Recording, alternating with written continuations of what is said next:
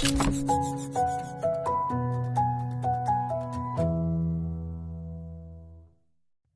در ویدیوهای پیشین در رابطه با این یاد گرفتیم که اگه سوالی از همون تو پارت 1 2 3 با این عنوان پرسیده بشه، البته پارت 2 تون یک تسک 2 یا پارت 2 اسپیکینگتون یک حال هوای خاصی داره. یک سوالی به شما داده میشه، 4 تا وجه داره اون سوال. باید در رابطه با 4 وجهش صحبت بکنید. حالا ممکنه سوال راجع به همین مدارس و سابجکت هایی که تو اونجا خوندید باشه. پس عین این سوال نمیپرسی که مثلا یهو اگزمینر رو به شما بکنه بگه what single aspect would you like. اینجوری نیستش. در اون سوالات شما باید جواب بدید، در دل اون سوالات. ولی ممکنه تو پارت 1 یا پارت 3 ازتون عین این سوال پرسیده بشه. خب اینو که بس دیدیم چی بود.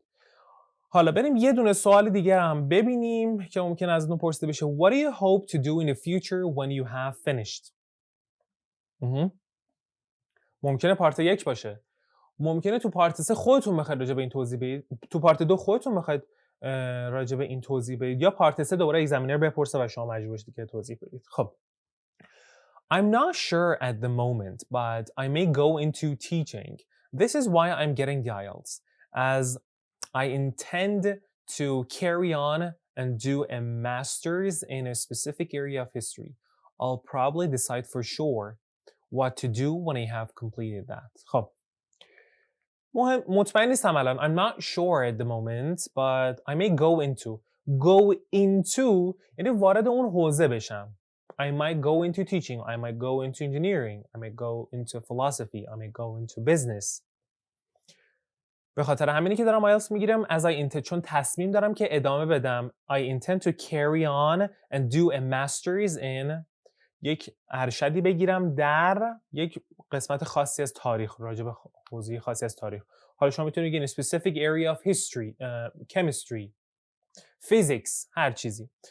احتمالاً تصمیم بگیرم decide، I'll probably decide for sure، احتمالاً تصمیم میگیرم که باید چی کار انجام بدم وقتی که این حالا دوره رو تمومش کردم. حالا آیلتس هم گرفتم، دوره رو تموم کردم، هر چیزی رو، یا میتونید ادامه بدید که احتمالاً تصمیم میگیرن when I graduate، وقتی که فارغ التحصیل بشم. خب در این قسمت میخوایم یک سوال خیلی رایج پارت 2 رو با هم دیگه بررسی بکنیم. Describe a subject you enjoyed studying at school. این سوال کلی مونه. پس یک سابجکت داری که تو مدرسه دوست داشتی، لذت بردی ازش، توضیح بده. ساب کاتگوریش چیه؟ گفتم به 4 تا قسمت بعد شما اشاره بکنید. 4 تا قسمت از سوال رو باید بگید. مثلا چه چیزی بوده، چرا علاقه من. مثلا میگه راجع به یه مسافرتی که رفتی بگو. کجا رفتی، با چه کسی رفتی، چه کار کردی، چه حسی داشتی. 4 تا سواله.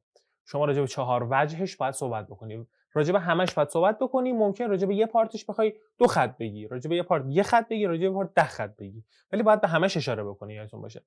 The subject I'd like to describe is history. It was a subject taught in high school. About 1 hour was allotted every day to learn about significant historical events. For some of my classmates, it was a boring subject, but I enjoyed it a lot.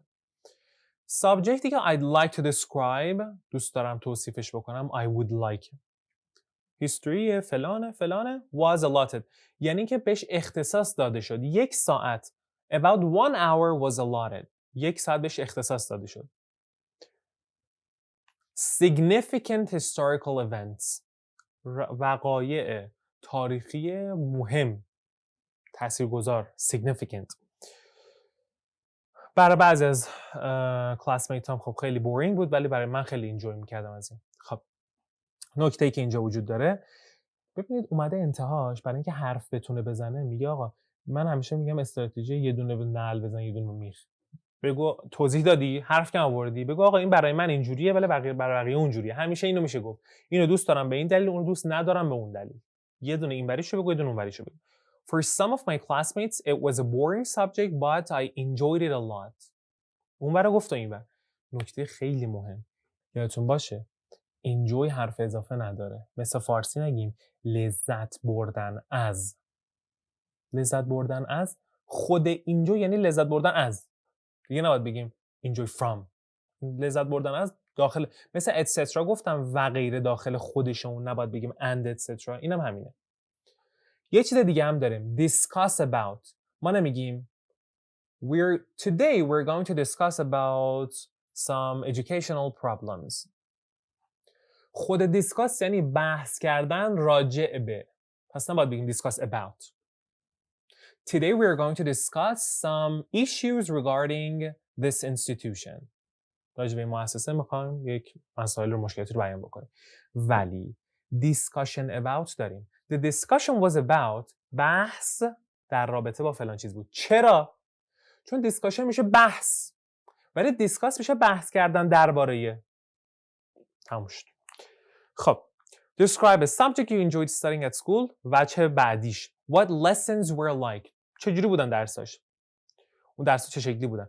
I remember that our teacher distributed a syllabus on our first meeting which served as a guide on the topics that will be discussed each week.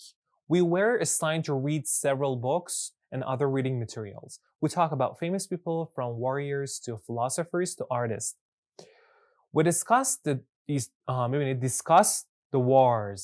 نگفته discuss about. We discuss the wars that happened in the past. We also talk about religion, traditions, and customs of the people during the ancient time.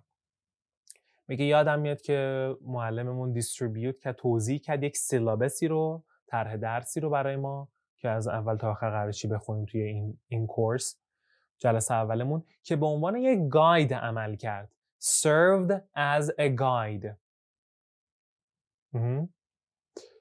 خب یه عبارت جالبی داریم راجع به گاید الان دیدم اینجا ننوشتم ولی میتونم بهتون بگم.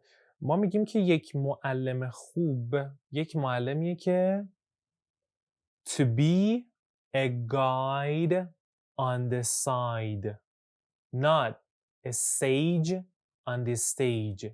چون ریتم باحالی داره یادتون میمونه. A guide on the side یعنی چی؟ اولا guide یعنی راهنما، side هم یعنی اون کنار. sage یعنی آدم دانا، فرزانه، دانشمند. On this stage. میگه یک معلم خوب معلمی نیستش که sage on this stage باشه، فقط وایس اون بالا و بلبل زبون میکنه. ولی باید یک guide on the side بشه، یعنی اون گوشه وایسه راهنمایی بکنه، هدایتتون بکنه. خب این از این. We were assigned to به همون فلان چیز تکلیف شد. We were assigned to قرار بود اینو انجام بدیم. تکلیف داشتیم که اینا رو بخونیم و materials یعنی محتوای درسی، مطالب درسی. دیسکاس کردیم فلان چیز warriors جنگجویان و فلاسفه و هنرمندان و راجع به چیا صحبت کردیم؟ دین و سنت ها و اون آداب و رسوم traditions و customs میشه چیزای سنت ها و آداب و رسوم و اینجور چیزها در رابطه با چه چیزی؟ در رابطه با ancient time. پس ببینید مدلش چه شکلیه. آیا معلممون اینجوری بود این کارو کرد، اونجوری کرد، این کارو میکرد، معلم اینجوری یادمون میداد، اینترستمون رو دیولپ میکرد و مطالب از این دست. و تو اون درس چی کار میکردیم؟ چه اتفاقی میافتاد؟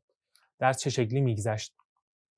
Describe a subject you enjoyed studying at school. اینجا باید چی بگیم؟ What made the subject different from other subjects and explain why you enjoyed the subject. خب What made the subject different? چه چیزی اون سابجکت رو متفاوت میکرد از درس‌های دیگه‌تون، از سابجکت‌های دیگه و چرا دوستش داشتید؟ Why you enjoyed the subject. Enjoy from نمیگید دیگه، حواستون هست. خب As a subject it required us to memorize a lot which was a disadvantage for me and my classmates at that time because it consumed much of our time. Nevertheless, history really intrigues me. I'm always curious about how humans lived in the past. I have always been interested to look into how history turned us into the present generation. It fascinates me, or you can say it is fascinating.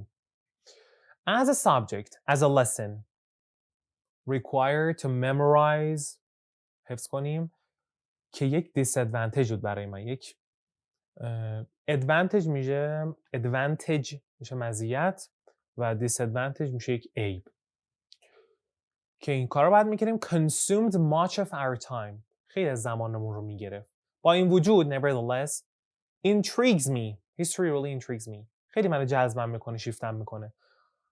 I'm always curious about it. خیلی علاقه دارم، کنجکاوم راجبش. curious هستم. یه چیزی رو خیلی علاقه دارید میتونید بگیم I'm really crazy about something. حالا چون شبیه curious و crazy جفتشون با CR شروع میشن. I'm really crazy about history. به هیستوری خیلی علاقه دارم. I've always been interested to look into همیشه مشتاق بودم که علاقه‌مند بودم که look into برم در دل هیستوری و ببینم که چجوری تاریخ turned us ما رو تبدیل کرده به present generation، به این نسلی که الان هستیم. It fascinates me means it intrigues me. جذابه برام، جذبم میکنه، خیلی قشنگه. یا میتونید بگی it's fascinating. In my opinion it's really fascinating. خب پس اینم راجع به پارت 2 سوالی که خیلی رایجه و از کاندیدات های مختلفی پرسیده شده.